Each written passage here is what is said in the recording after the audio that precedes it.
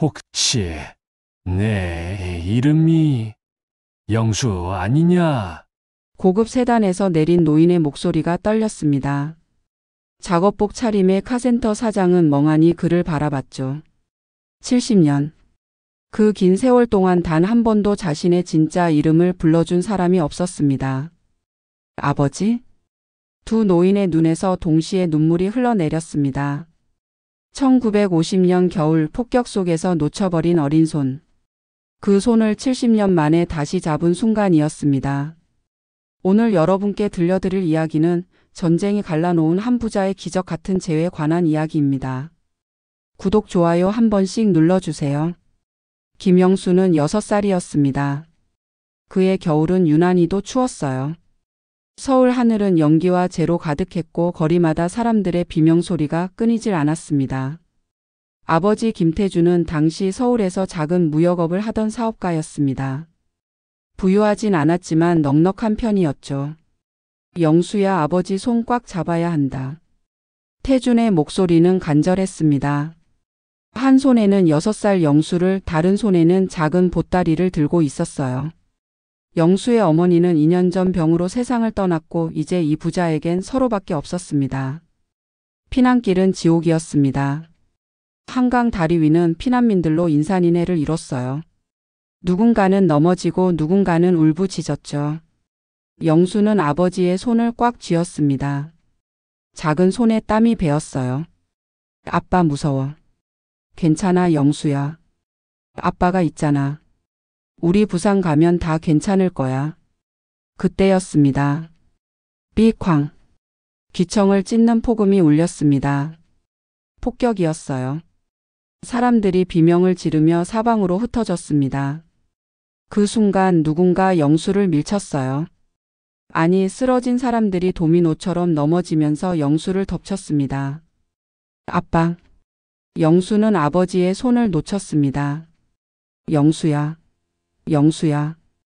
연기와 먼지 속에서 아버지의 목소리가 점점 멀어졌습니다. 영수는 울면서 일어나려 했지만 사람들의 발에 채이고 밝혔어요. 어린 아이의 목소리는 폭음과 비명 속에 묻혀버렸습니다. 아빠. 아빠. 정신을 차렸을 때 영수는 한강변 어딘가에 홀로 쓰러져 있었습니다. 주위엔 아무도 없었어요. 아니, 정확히는 움직이는 사람이 없었습니다. 차갑게 식어가는 시신들만이 여기저기 널려 있었죠. 영수는 울었습니다. 목이 쉬도록 눈이 퉁퉁 붓도록 울었어요. 하지만 아버지는 오지 않았습니다. 영수를 발견한 건 피난민 구호소를 돕던 한 수녀님이었습니다. 얘야, 괜찮니? 부모님은 어디 계시니? 영수는 대답할 수 없었어요. 울다 지쳐 목소리조차 나오지 않았거든요. 수녀님은 영수를 품에 안고 대구의 한 고아원으로 데려갔습니다. 이름이 뭐니? 영수요. 성은? 부모님 이름은? 영수는 고개를 저었습니다. 6살 아이가 아버지의 성함을 정확히 기억하기란 어려웠어요. 그저 아빠였으니까요. 아버지가 하던 일도 집 주소도 정확히 몰랐습니다. 피난 나온 지 며칠 되지 않았고 그 어린 나이에 그런 것들을 외우고 있을 리 없었죠. 그럼 너는 이제부터 박영수란다. 알겠지? 고아원 원장 수녀님이 지어준 이름이었습니다. 성씨가 없는 아이에게 임의로 붙여준 거였죠. 그렇게 김영수는 박영수가 되었습니다. 고아원 생활은 고됐습니다. 배고픔은 기본이었어요. 하루에 2끼, 그마저도 묽은 죽이 전부였습니다. 겨울에는 난방이 제대로 안 돼서 아이들끼리 부둥켜 안고 잤어요. 여름에는 모기와 벼룩에 시달렸죠. 하지만 가장 힘든 건 외로움이었습니다. 영수는 밤마다 울었어요. 베개에 얼굴을 파묻고 소리 안 나게 훌쩍거렸습니다. 다른 아이들이 들을까 봐요. 아빠, 나 여기 있어요. 영수 여기 있어요. 꿈속에서 영수는 늘 그날로 돌아갔습니다. 한강 다리 위 아버지의 따뜻한 손. 그 손을 다시 잡으려 하면 꿈에서 깼어요. 그리고 차가운 현실이 기다리고 있었습니다. 시간은 흘러 영수는 12살이 되었습니다. 고아원을 나가야 할 나이였어요. 당시 고아원들은 정부 지원이 거의 없어서 아이들을 오래 돌볼 여력이 없었거든요. 12살쯤 되면 스스로 먹고 살 방법을 찾아야 했습니다. 영수야, 너 이제 큰애니까 나가서 일자리 찾아야 한다. 원장 수녀님의 말에 영수는 고개를 끄덕였습니다. 무섭고 막막했지만 어쩔 수 없었어요. 수녀님, 저 아버지 찾고 싶어요. 수녀님은 안타까운 눈으로 영수를 바라봤습니다. 전쟁 이후 수만 명의 아이들이 부모를 잃었어요. 이산가족 찾기 방송이 시작되긴 했지만 성공 사례는 드물었습니다. 영수야, 내 아버지가 살아 계시다면 분명 너를 찾으실 거야. 그러니 넌 씩씩하게 살아야 해. 알겠지? 영수는 그날 마음속으로 결심했습니다. 나는 죽지 않을 거야. 언젠가 아버지가 날 찾으실 때까지 살아있을 거야. 12살 소년의 작은 다짐이었습니다. 고아원을 나온 영수는 대구시장 근처를 떠돌았습니다. 처음엔 구두 닦기를 했어요. 미군 부대 앞에 앉아 슈샤인 외쳤죠. 손님이 오면 정성껏 구두를 닦았습니다. 하루 벌이는 고작 몇십 원. 그걸로 국밥 한 그릇 먹으면 끝이었어요. 어떤 날은 품팔이를 했습니다. 시장 상인들의 짐을 날랐어요. 12살 소년의 힘으론 버거운 무게였지만 이를 악물고 버텼습니다. 야, 꼬마. 이거 저기까지 날라다줘. 네, 알겠습니다. 영수는 묵묵히 일했습니다. 불평하지 않았어요. 살아남아야 했으니까요. 아버지를 다시 만나야 했으니까요. 밤에는 시장 구석이나 버려진 건물에서 잤습니다. 겨울엔 신문지를 온몸에 둘둘 말고 여름엔 모기장도 없이 밤을 보냈어요. 그렇게 2년이 흘렀습니다. 영수가 14살이 되던 해 기회가 찾아왔습니다. 시장 근처에 작은 자전거 수리점이 있었어요. 주인 할아버지는 60대의 과묵한 분이었는데 혼자 가게를 운영하기엔 나이가 많았죠. 야, 너 일 배워볼래? 어느 날 할아버지가 영수에게 말을 걸었습니다. 영수가 시장에서 짐을 나르다가 잠깐 쉬면서 가게 앞에서 수리하는 모습을 구경하던 차였어요. 네? 저요? 그래, 너. 손재주 있어 보이던데. 먹고 잘 돼 줄 테니 일 배워. 영수에게 그 제안은 천운이었습니다. 네, 정말 감사합니다. 영수는 허리 숙여 인사했습니다. 눈물이 날 것 같았어요. 그날부터 영수는 자전거 수리 기술을 배웠습니다. 할아버지는 말수가 적었지만 가르친 만큼은 꼼꼼했어요. 렌치 쓰는 법, 체인 거는 법, 펑크 떼우는 법. 하나하나 손으로 보여주며 가르쳤죠. 영수는 스펀지처럼 흡수했습니다. 너 손재주 정말 좋구나. 배운 지 얼마 안 됐는데 벌써 이 정도야? 할아버지도 감탄할 정도였어요. 영수는 밤낮 없이 연습했거든요. 가게 문을 닫으면 혼자 남아서 연습하고 또 연습했습니다. 언젠가 내 가게를 가질 거야. 그럼 아버지가 날 더 쉽게 찾으실 수 있을 거야. 영수의 작은 희망이었습니다. 영수가 18이 되던 해 할아버지가 돌아가셨습니다. 어느 날 아침 평소처럼 가게 문을 열려는데 할아버지가 방에서 나오지 않으셨어요. 영수가 문을 열고 들어갔을 때 할아버지는 이미 차갑게 식어 있었습니다. 할아버지. 영수는 울었습니다. 4년 동안 함께 살며 아버지처럼 따르던 분이었어요. 비록 혈육은 아니었지만 영수에게 할아버지는 가족이나 다름없었습니다.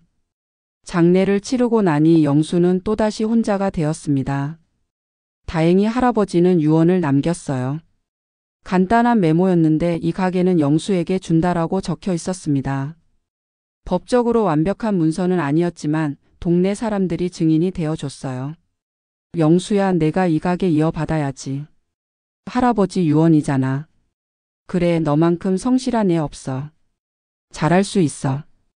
영수는 고개를 끄덕였습니다. 18살에 자전거 수리점 주인이 된 거예요. 1960년대 대한민국은 폐허에서 조금씩 일어서고 있었습니다. 영수도 마찬가지였어요. 작은 자전거 수리점을 운영하며 하루하루 성실히 살았습니다. 손님들은 영수의 솜씨를 믿었어요. 빠르고 정확했거든요. 영수야, 이거 좀 봐줘. 체인이 자꾸 빠져. 네, 아저씨. 바로 고쳐드릴게요. 영수는 늘 웃으며 일했습니다. 힘들어도 내색하지 않았어요. 손님들은 그런 영수를 좋아했죠. 가게는 조금씩 번창했습니다. 자전거뿐만 아니라 오토바이 수리도 시작했어요. 당시 오토바이가 막 보급되기 시작할 때였는데 영수는 발 빠르게 기술을 배웠습니다. 와, 영수 너 진짜 손재주 좋다. 어떻게 오토바이까지 고쳐? 책 보고 배웠어요. 그리고 많이 만져보면 알게 돼요. 영수는 독학으로 기계공학을 익혔습니다. 책을 사서 밤마다 공부했어요. 전문 교육을 받지 못한 아쉬움이 있었지만 포기하지 않았습니다. 영수가 25이 되던 해 순이를 만났습니다. 순이는 근처 시장에서 채소 장사를 하는 아주머니의 딸이었어요.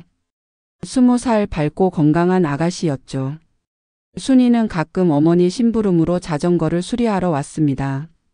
아저씨, 이거 펑크 났어요. 아저씨라니, 나 아직 25이야. 어머, 그럼 오빠? 순이가 장난스럽게 웃었어요. 영수의 얼굴이 빨개졌습니다. 그렇게 두 사람은 가까워졌어요. 순이는 영수의 과거를 알았습니다. 고아 출신이라는 것, 아버지를 찾고 있다는 것. 오빠 언젠가 아버지 꼭 찾을 수 있을 거예요. 고마워, 순이야. 순이는 영수에게 빛이었습니다. 어둡고 외로웠던 영수의 인생에 처음으로 찾아온 따뜻함이었어요. 2년간의 연애 끝에 두 사람은 결혼했습니다. 결혼식은 소박했어요. 하객도 많지 않았죠. 하지만 두 사람은 행복했습니다. 영수야, 우리 행복하게 살자. 그래, 순이야. 꼭 그렇게 할게. 영수는 처음으로 느꼈습니다. 내게도 가족이 생겼구나. 결혼 다음에 첫 아들 민수가 태어났습니다. 영수는 아들을 안고 울었어요. 생명이 주는 감동 그리고 책임감이 밀려왔습니다. 내 아들은 나처럼 고아로 살지 않게 할 거야. 절대로. 영수는 더욱 열심히 일했습니다. 새벽부터 밤늦게까지 가게를 열었어요. 손님이 없을 땐 부품을 정리하고 새로운 기술을 연구했습니다. 2년 후 딸 민지가, 그리고 3년 후 막내 민호가 태어났어요. 새 아이의 아버지가 된 영수는 행복했습니다. 비록 넉넉하진 않았지만 아이들에게 따뜻한 밥과 잠자리를 제공할 수 있었어요. 아빠 배고파. 그래, 우리 민수. 엄마가 밥 다 했대.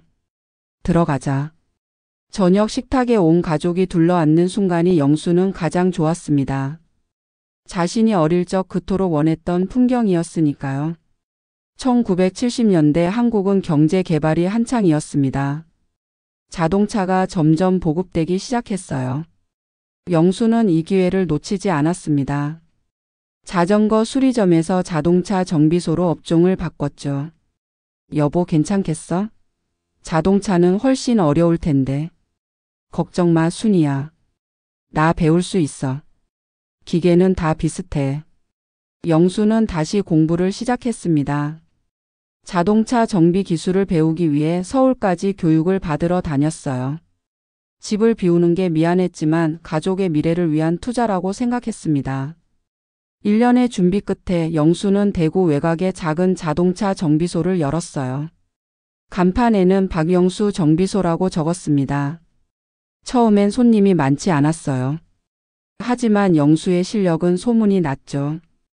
야, 저 정비소 사장님 솜씨 진짜 좋더라. 엔진 소리 이상하다고 했더니 바로 고쳐주시던데. 맞아, 가격도 양심적이고. 바가지 안 씌워. 입소문을 타고 손님이 늘어났습니다. 영수는 직원을 2명 고용했어요. 사업은 안정 궤도에 올랐습니다. 그렇게 바쁜 와중에도 영수는 아버지를 찾는 노력을 멈추지 않았습니다. 매주 일요일이면 KBS에서 하는 이상 가족을 찾습니다. 방송을 빠짐없이 봤어요. 혹시나 아버지가 나오실까 하는 희망을 버리지 못했죠. 김태준이라는 이름을 가진 분 찾습니다. 1950년 겨울 한강 다리에서 6살 아들 영수를 잃어버렸습니다. 하지만 아버지는 나타나지 않았습니다. 영수는 직접 방송 신청도 했어요. 저는 박영수라고 합니다. 본명은 김영수일 거예요. 1944년생, 1950년 겨울 한강 다리에서 아버지와 헤어졌습니다. 제 아버지는 김태준이라는 이름이었던 것 같습니다. 방송이 나갔지만 연락은 오지 않았습니다. 순이는 그런 남편을 안쓰럽게 바라봤어요. 여보, 이제 그만 찾아도 되지 않을까? 너무 오래됐잖아. 영수는 대답하지 않았습니다. 마음 한구석에선 순이 말이 맞다는 걸 알았어요. 30년이 넘는 세월 아버지가 살아계실 가능성은 낮았습니다. 하지만 완전히 포기할 순 없었습니다. 아버지, 저 여기 살아 있어요. 박영수라는 이름으로 살고 있어요. 세월은 빠르게 흘렀습니다. 아이들은 쑥쑥 자랐어요. 첫째 민수는 공고를 나와 영수의 정비소에서 일하기 시작했습니다. 아버지의 기술을 물려받아 훌륭한 정비사가 되었죠. 아버지, 이 엔진 오일 갈아야 할 것 같은데요. 그래, 민수야. 내가 한번 해봐. 민수는 아버지의 든든한 후계자였습니다. 둘째 민지는 간호학교를 나와 대구의 한 종합병원에 취직했어요. 착하고 성실한 딸이었죠. 막내 민호는 대학에 진학했습니다. 영수가 그토록 바랐던 일이었어요. 자신이 못 받은 교육을 자식만큼은 받게 하고 싶었거든요. 아빠 대학 보낼 돈 있어? 걱정 마, 민호야. 아빠가 다 준비해뒀어. 공부 열심히 해라. 영수는 몇 년 전부터 몰래 민호의 학비를 모아뒀었습니다. 세 아이 모두 건강하게 자라줬어요.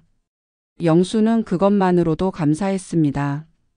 1980년대 중반 영수의 정비소는 대구에서 꽤 알려진 곳이 되었습니다.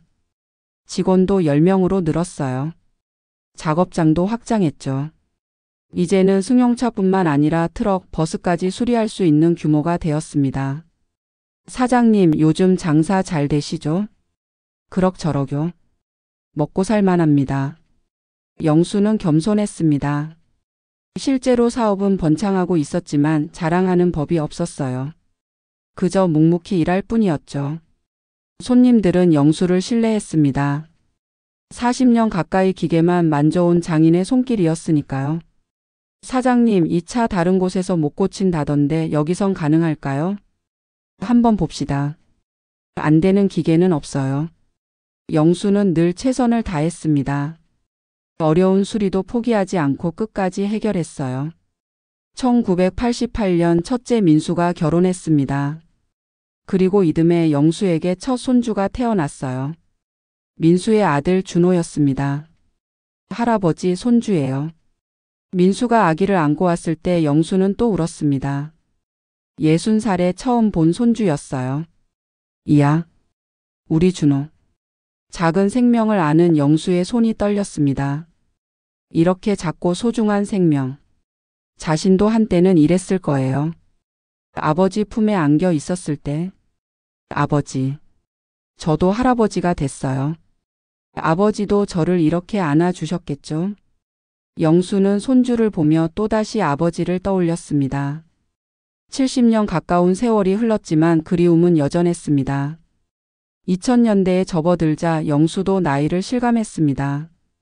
이른을 바라보는 나이, 허리도 아프고 무릎도 시큰거렸어요. 렌치를 들면 손목이 저리기 시작했죠. 아버지, 이제 좀 쉬세요. 제가 다 할게요. 민수가 걱정스럽게 말했습니다.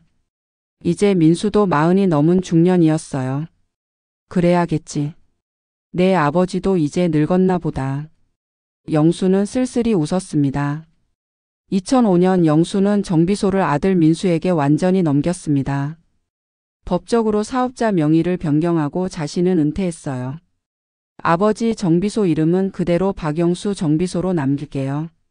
아버지가 일군 곳이니까. 고맙다, 민수야. 영수는 아들의 손을 꽉 잡았습니다. 2010년 비극이 찾아왔습니다. 아내 순이가 암 진단을 받은 거예요. 위암 말기였습니다. 여보, 미안해요. 먼저 가게 돼서. 병원 침대에 누운 순이가 영수의 손을 잡았습니다. 한때 통통하고 건강했던 순이는 이제 앙상하게 말랐어요. 무슨 소리야, 순이야. 우리 같이 더 살아야지. 여보, 저 행복했어요. 당신 만나서 정말 행복했어요. 나도 그래, 순이야. 영수는 울었습니다. 50년을 함께 산 반려자였어요. 자신이 고아로 외롭게 살 때 손 잡아준 유일한 사람이었죠. 순이는 그해 가을에 세상을 떠났습니다. 장례식장에서 영수는 멍하니 앉아 있었어요. 사람들이 와서 위로의 말을 건넸지만 귀에 들어오지 않았습니다. 아버지 괜찮으세요? 응, 괜찮다. 하지만 괜찮지 않았어요. 아내가 떠난 뒤 집은 너무 텅 비었습니다. 한평생 함께했던 사람이 사라진 공간은 견딜 수 없이 외로웠어요. 영수는 다시 혼자가 되었습니다. 아내가 떠난 지 5년 영수는 결심했습니다. 민수야, 아버지 시골로 내려가려고 한다. 네? 왜요, 아버지? 여기. 너무 복잡하고 외로워. 조용한 곳에서 살고 싶구나. 민수는 처음엔 반대했지만 결국 아버지의 뜻을 따랐습니다. 영수는 경북 산골 마을로 이사했어요. 작은 한옥 한 채를 사서 들어갔죠. 마을 사람들은 10가구도 안 되는 조용한 곳이었습니다. 어르신 새로 오셨어요? 네, 박영수라고 합니다. 어머, 반갑습니다. 저는 옆집 사는 김씨예요. 시골 사람들은 따뜻했어요. 영수는 조금씩 마음의 평화를 찾았습니다. 그런데 영수는 완전히 쉴 수가 없었어요. 평생을 기계와 함께 살았거든요. 손이 근질거렸습니다. 민수야, 아버지가 여기 작은 카센터 하나 차리려고 하는데. 아버지 아직도 일하시게요? 일이라기보단 취미지 뭐. 심심하잖아. 영수는 집 마당 한쪽에 작은 작업장을 꾸몄습니다. 간판도 달았어요. 박영수 카센터라고요. 마을 사람들이나 지나가는 차들이 가끔 들렀습니다. 큰 수입은 아니었지만 영수는 만족했어요. 할아버지 타이어 펑크 났는데 좀 봐주실 수 있어요? 그럼 이리 가져와봐. 영수는 80이 넘었지만 여전히 렌치를 잡을 수 있었습니다. 손은 주름투성이었지만 기술은 변함없었어요. 저녁이면 마당에 앉아 석양을 바라봤습니다. 산들이 붉게 물드는 풍경이 아름다웠어요. 이제 정말 끝이 가까워졌나. 영수는 가끔 생각했습니다. 아버지를 못 찾고 가는 것에 대한 아쉬움이 컸어요. 아버지, 미안해요. 제가 끝내 아버지를 못 찾았네요. 2020년 10월의 어느 오후였습니다. 영수는 평소처럼 작업장에서 오래된 경운기를 손보고 있었어요. 마을 이장님이 맡긴 거였죠. 에잇, 이 볼트가 안 풀리네. 투덜거리며 렌치질을 하는데 낯선 엔진 소리가 들렸습니다.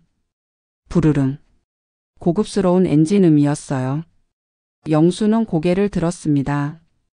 검은색 벤츠 S클래스 한 대가 카센터 앞에 멈춰 섰습니다. 이 시골 마을에선 보기 드문 차였어요. 여기까지 무슨 일로 왔을까?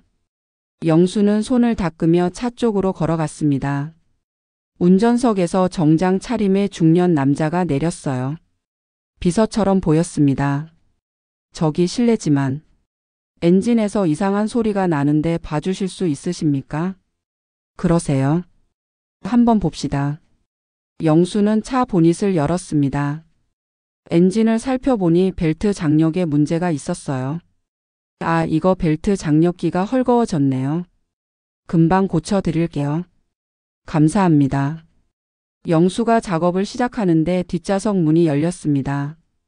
한 노인이 천천히 내렸어요. 영수보다 나이가 좀 더 많아 보였습니다. 아마 90 가까이 됐을 거예요.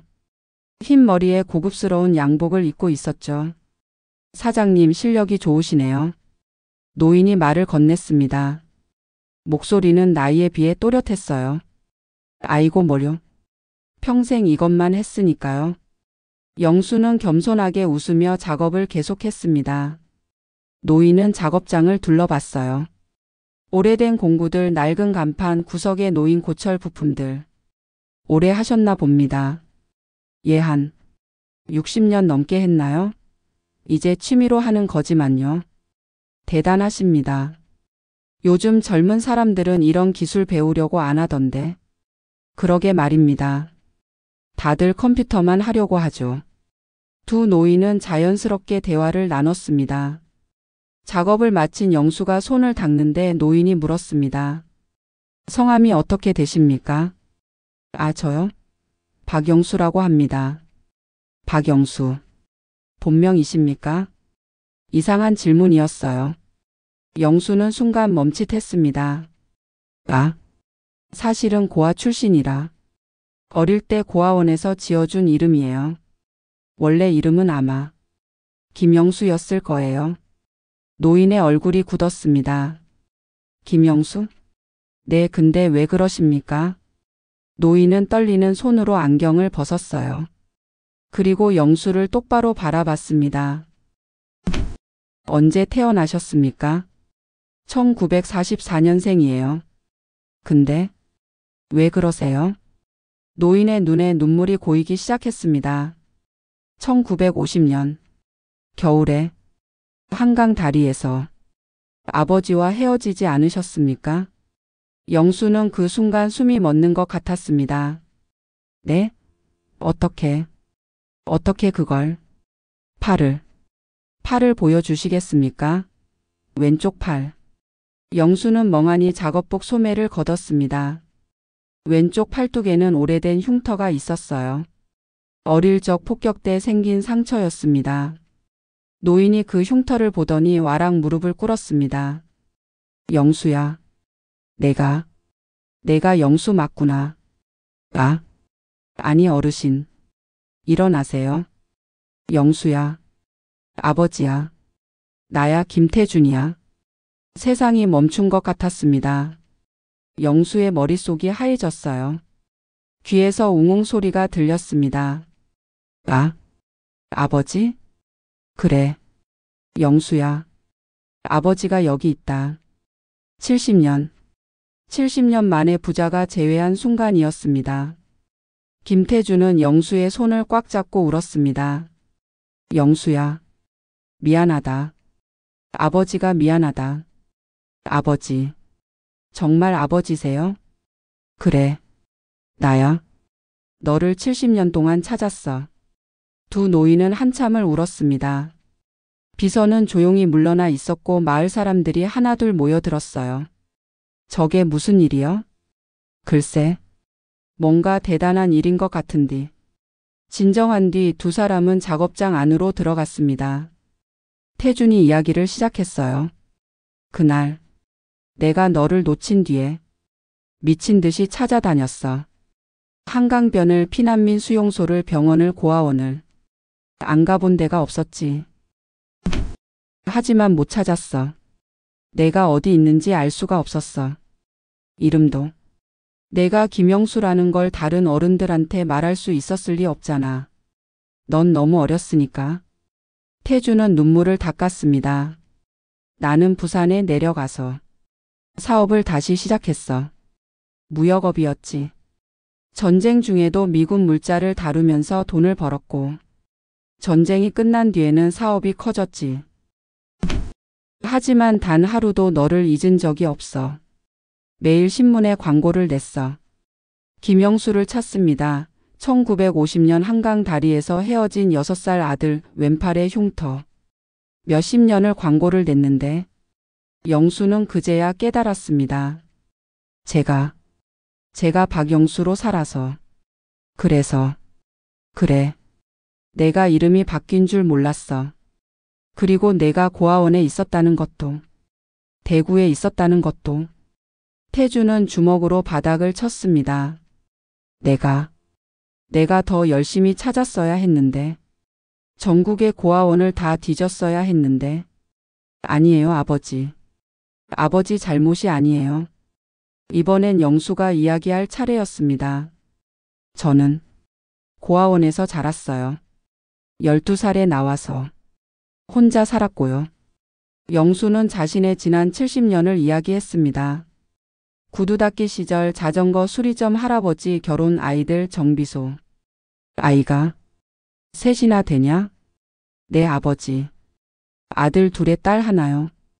그리고 손주도 5입니다. 태주는 고개를 끄덕였습니다. 기쁘면서도 슬펐어요. 아들의 인생에서 가장 중요한 순간들을 함께하지 못했다는 사실이 가슴 아팠습니다. 아내는 있느냐? 10년 전에 먼저 보냈습니다. 그랬구나. 고생 많았겠다. 아니에요.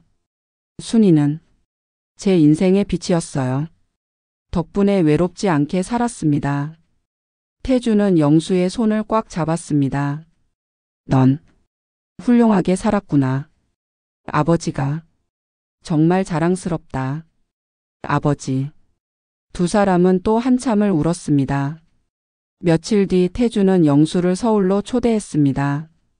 영수야, 아버지 집에 가자. 내가 만나야 할 사람들이 있어. 네? 내 동생들이야. 영수는 깜짝 놀랐어요. 동생이 있어요? 그래. 너를 잃고 난 뒤에 아버지가 재혼을 했거든. 내 어머니가 돌아가시고 나서 혼자 살기 힘들었어. 그리고 내 동생들이 너를 찾는데 도움을 줬으면 해서 서울 강남의 대저택, 그곳에 태준의 가족이 모여 있었습니다. 영수는 긴장했어요. 고급스러운 대문, 넓은 정원, 화려한 집. 자신과는 너무나 다른 세계였습니다. 형님. 현관에서 한 중년 남자가 뛰어나왔습니다. 60대 초반쯤 보였어요. 저는 김민준입니다. 형님의 이복 동생이에요. 처음 뵙겠습니다. 민준은 영수에게 깊이 절했습니다. 아니, 편하게. 이어서 여동생 민정도 나왔어요. 역시 60 정도로 보였습니다. 오빠, 정말 살아 계셨네요. 아버지가 평생 찾으시던. 민정은 울먹였습니다. 영수는 어색했지만 동생들의 진심은 느낄 수 있었어요. 태주는 영수를 응접실로 안내했습니다. 영수야, 아버지가 하는 사업이 좀 커졌어. 태중그룹이라고 들어봤니? 태중그룹? 그 재벌 그룹 말씀이세요? 그래. 아버지가 만든 회사야. 영수는 숨이 막혔습니다. 태중그룹은 국내 10대 기업 중 하나였어요. 자동차, 부품, 전자, 건설. 다양한 계열사를 가진 대기업이었죠. 그럼 아버지가 그 회장님이시란 말씀이세요? 그래. 그리고 영수야. 너는 내 장남이야. 법적으로도 혈통으로도. 이제라도 아버지 곁에서 살자. 응? 영수는 머리가 복잡했습니다. 70년을 가난하게 살았어요. 손에 기름 묻혀가며 살았죠. 그런데 갑자기 재벌가의 장남이라니. 그날 밤 영수는 서울의 호텔에 묵었습니다. 창밖으로 서울의 야경이 보였어요. 화려한 빌딩들, 자동차, 불빛들. 내가 여기 속할 수 있을까? 영수는 고민했습니다. 다음 날 아침 영수는 태준에게 말했습니다. 아버지, 저는 시골로 돌아가고 싶습니다. 뭐? 아버지를 만나서 정말 행복합니다. 하지만 저는 박영수로 70년을 살았어요. 이제 와서 김영수로 돌아갈 순 없을 것 같아요. 태주는 슬픈 표정을 지었습니다. 하지만 가끔 찾아뵐게요. 아버지. 이제라도 아버지를 찾았는데 놓치고 싶진 않아요. 그래, 영수야. 내 뜻대로 해라. 아버지는 그저 내가 행복하면 돼. 태주는 영수를 껴안았습니다. 미안하다, 영수야. 정말 미안하다. 아니에요, 아버지. 아버지 잘못이 아니에요. 전쟁이 우릴 갈라놓은 거예요. 그 뒤로 영수는 매주 주말마다 서울로 올라갔습니다. 아니, 때로는 태준이 시골로 내려오기도 했어요. 아버지 이렇게 자주 오시면 힘드실 텐데. 아니야, 영수야. 아버지한테 남은 시간이 얼마나 되겠니? 너랑 보낼 수 있는 시간 하루라도 아깝단다. 태준은 영수의 작은 집에서 함께 식사하고 마당에 앉아 이야기를 나눴습니다. 70년간 못다 한 이야기들이 쏟아져 나왔어요. 아버지, 제가 어렸을 때 어땠어요? 그야 말도 못하게 귀여웠지. 넌 엄마를 닮아서 눈이 참 예뻤어. 웃을 때마다 아버지가 다 녹아내릴 것 같았단다. 넌 기계를 좋아했어. 3살 때부터 아버지가 가지고 있던 회중시계를 뜯어보려고 했지. 그래서 아버지가 이 녀석 커서 엔지니어 되겠구나 했는데. 정말요? 그래. 내가 정비사가 된 것도 아마 타고난 거였나 봐. 영수는 웃었습니다. 아버지와의 시간이 소중했어요. 영수의 자식들도 태준을 만났습니다. 할아버지, 처음 뵙겠습니다. 저는 민수라고 합니다. 오, 민수. 내 손자로구나. 어디 봐라. 태준은 민수를 한참 바라봤어요. 넌 영수를 닮았구나. 눈이. 그렇습니까? 감사합니다. 민수는 눈물을 흘렸습니다. 아버지가 평생 찾던 할아버지를 이제야 만난 거였어요. 딸 민지도 막내 민호도 태준을 만났습니다. 증조할아버지. 영수의 손주들도 태준을 만났어요. 증손주를 본 태준은 또 울었습니다. 내가 이렇게 큰 가족이 있었구나. 태준은 행복했습니다. 비록 70년이나 늦었지만 아들과 그 가족들을 만날 수 있어서 감사했어요. 2022년 봄 태준은 건강이 급격히 나빠졌습니다. 98배 나이 더 이상 버티기 힘들었어요. 병원 침대에 누운 태준이 영수를 불렀습니다. 영수야. 가까이 와봐. 내 아버지. 영수는 아버지의 손을 잡았습니다. 힘없이 마른 손이었어요. 아버지. 한 가지 소원이 있어. 말씀하세요, 아버지. 내가 죽으면 내 어머니 곁에 묻어달라. 내 어머니는 서울 근처 작은 묘지에 계셔. 아버지가 평생 지켜왔어. 언젠가 너를 찾으면 같이 가서 인사시켜 주려고. 내 아버지. 그리고 영수야. 미안하다. 정말 미안하다. 아니에요, 아버지. 아버지 잘못이 아니에요. 아니야. 아버지가 내 손을 놓치지 말았어야 했어. 아버지. 하지만 다시 만나서 정말 행복했어. 고맙다, 영수야. 태준의 눈에서 눈물이 흘러내렸습니다. 아버지. 저도 행복했어요. 아버지를 만나서 정말 행복했어요. 영수도 울었습니다. 태준은 그날 밤 조용히 눈을 감았습니다. 영수는 아버지의 손을 잡고 있었어요. 아버지. 편히 가세요. 어머니가 기다리고 계실 거예요. 태준의 얼굴은 평화로웠습니다. 70년 만에 아들을 찾고 2년을 함께 보낸 뒤의 마지막이었어요. 장례식은 성대하게 치러졌습니다. 재벌 총수의 죽음이었으니까요. 수많은 사람들이 조문했습니다. 정재계 인사들, 기업인들. 하지만 영수는 조용히 아버지 곁을 지켰습니다. 아버지. 제가 모시고 갈게요. 어머니 곁으로. 태준의 육골은 영수의 어머니 곁에 묻혔습니다. 작은 야산의 묘지, 그곳에 2개의 비석이 나란히 섰어요. 어머니. 저예요, 영수예요. 영수는 어머니 앞에 처음 인사했습니다. 늦게 와서 죄송해요. 아버지를 모시고 왔어요. 영수는 묘 앞에서 절을 했습니다. 어머니, 아버지. 이제 함께 계세요. 오래오래. 바람이 불었어요. 따뜻한 봄바람이었습니다. 마치 부모님이 대답하는 것 같았어요. 그래, 영수야. 잘했어. 정말 잘했어. 장례를 치른 뒤 영수는 다시 시골로 돌아갔습니다. 카센터는 여전히 운영했어요. 마을 사람들의 차를 고치고 가끔 지나가는 손님을 받았죠. 할아버지, 아버지 찾으셨다면서요? 재벌이라고 들었는데. 그래, 찾긴 했지. 근데 이미 늦었어. 그래도 다행 아닙니까? 살아생전에 만나셨잖아요. 그렇지. 정말 다행이야. 영수는 작업장 한쪽에 작은 사진틀을 놓았습니다.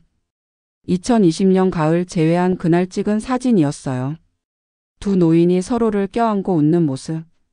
70년 만에 다시 만난 부자의 행복한 얼굴이 담겨 있었죠. 아버지, 잘 계시죠? 영수는 매일 아침 그 사진에 인사했습니다. 태준이 세상을 떠난 뒤 법률 문제가 생겼습니다. 변호사가 영수를 찾아왔어요. 박영수님, 아니 김영수님, 고인께서 유언장을 남기셨습니다. 유언장요? 네. 회장님께서는 전 재산의 30%를 영수님께 상속하도록 유언하셨습니다. 영수는 말문이 막혔습니다. 태중그룹 총수의 재산 30%면 천문학적인 금액이었어요. 수천억 원대였죠.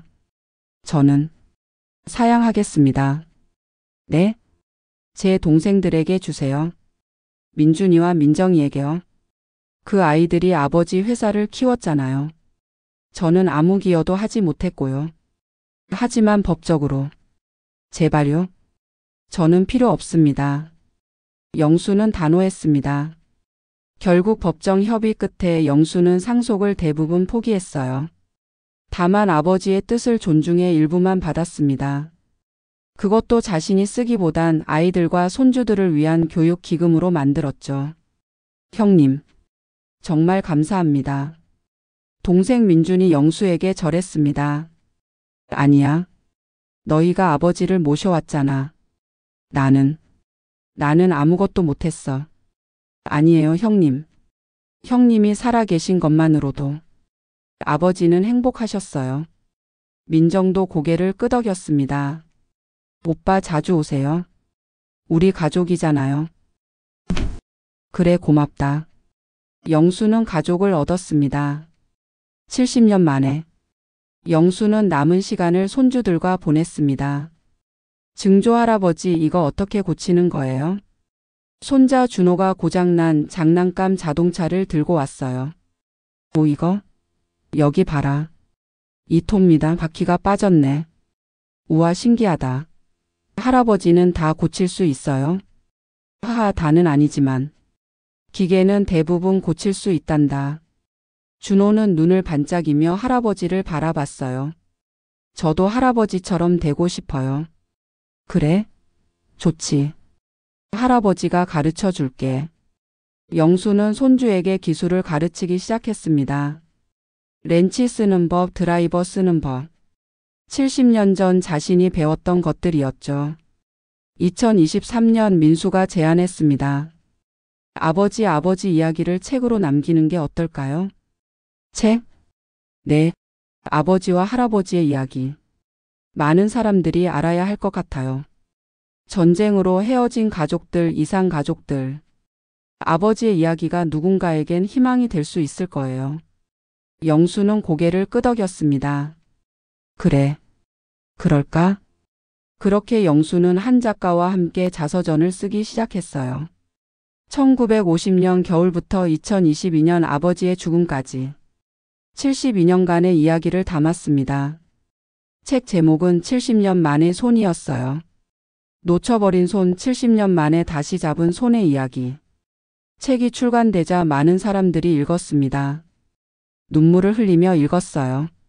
제 아버지도 전쟁 때 가족과 헤어지셨어요. 이 책을 읽으니 위로가 됩니다. 포기하지 말아야겠어요.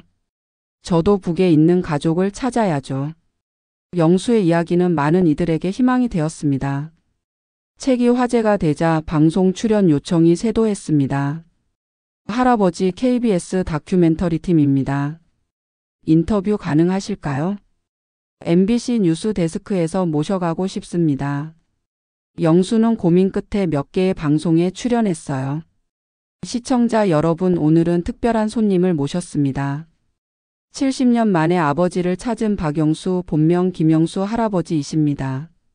안녕하세요. 영수는 카메라 앞에서도 담담했습니다. 할아버지, 아버지를 처음 만났을 때 기분이 어떠셨어요? 꿈인 줄 알았어요. 70년을 기다렸는데 정말 만날 수 있을 줄은 몰랐거든요. 아버지께서는 줄곧 할아버지를 찾으셨다고요? 네.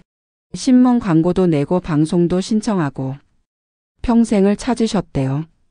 근데 제가 이름이 바뀌어서 진행자도 스태프들도 눈물을 흘렸습니다. 할아버지, 지금 이상 가족들에게 한 말씀 해주신다면요? 포기하지 마세요.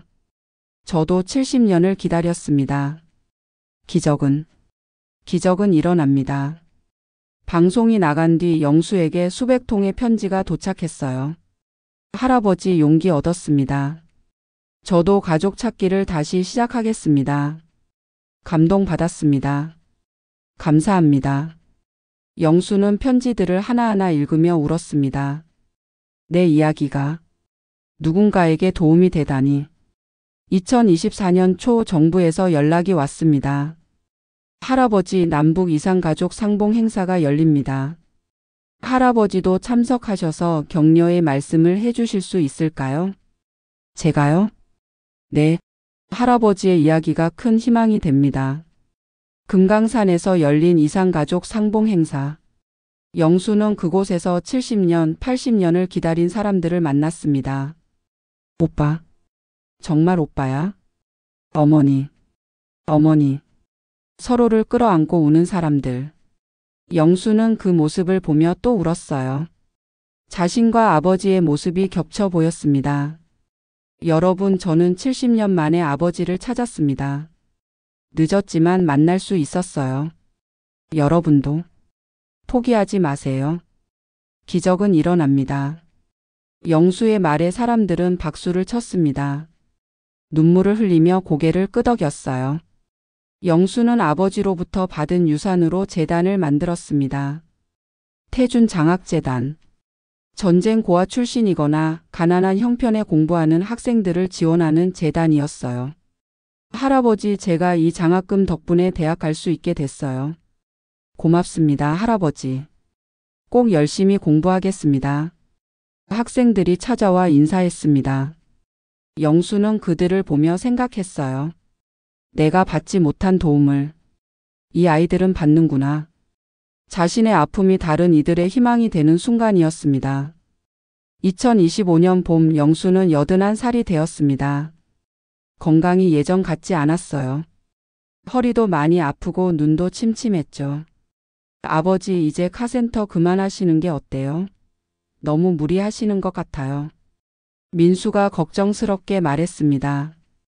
괜찮아. 아직은 할 수 있어. 영수는 고집했어요. 어느 날 낡은 트럭 한 대가 카센터에 들어왔습니다. 할아버지, 이거 좀 봐주실 수 있으세요? 엔진이 말을 안 들어요. 젊은 청년이었어요. 그래, 한번 보자. 영수는 보닛을 열었습니다.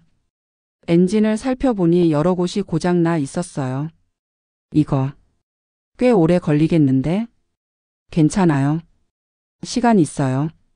영수는 작업을 시작했습니다. 렌치를 잡고 볼트를 푸는 손놀림. 80년을 살았지만 기술은 여전했어요. 할아버지, 정말 대단하세요. 이런 고장도 고치시다니. 이까짓 거. 나 이거 70년 했어. 70년이요? 대박. 영수는 웃었습니다. 작업을 마치고 청년이 돈을 내려 할 때였어요. 아니야, 됐어. 그냥 가. 네? 그럼 제가. 젊은 사람 고생 많다. 그냥 가렴. 그 돈으로 밥이나 사 먹고. 할아버지. 정말 감사합니다. 청년은 깊이 절하고 갔습니다. 영수는 그 모습을 보며 흐뭇하게 웃었어요. 나도 누군가에게 도움을 받으며 살았지. 이제는 내가 도울 차례야. 저녁이었습니다. 영수는 마당에 평상을 놓고 누워 있었어요. 하늘엔 별이 총총했습니다. 아버지 차 가져왔어요. 민수가 따뜻한 차를 들고 왔습니다. 고맙다 민수야. 아버지 편하세요? 응 편해. 정말 편해. 영수는 하늘을 바라봤습니다. 민수야. 내 아버지. 나. 행복한 인생이었어. 힘들 때도 많았지. 외로웠고 배고팠고. 하지만 행복했어. 내 엄마를 만났고 너희들을 키웠고. 그리고 마지막엔 내 아버지도 찾았잖아. 민수는 아버지의 손을 잡았습니다. 아버지. 저희도 행복했어요.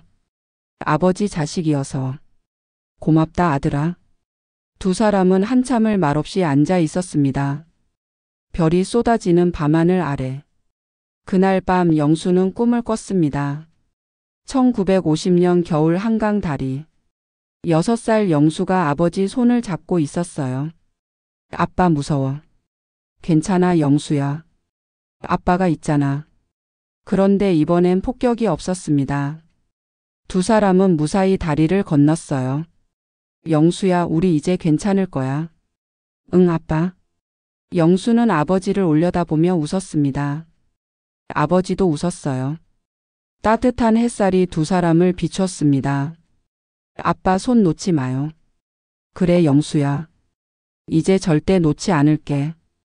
두 사람은 손을 꽉 잡고 걸어갔습니다. 어디론가 따뜻한 곳으로. 여러분 긴 이야기 들어주셔서 감사합니다. 이 이야기가 누군가에겐 위로가, 누군가에겐 희망인, 누군가에겐 용기가 되길 바랍니다. 그리고 지금 이 순간에도 누군가를 기다리는 모든 분들께 부디 여러분의 기다림이 헛되지 않기를, 그 기다림 끝에 따뜻한 손이 있기를 진심으로 기도합니다. 감사합니다.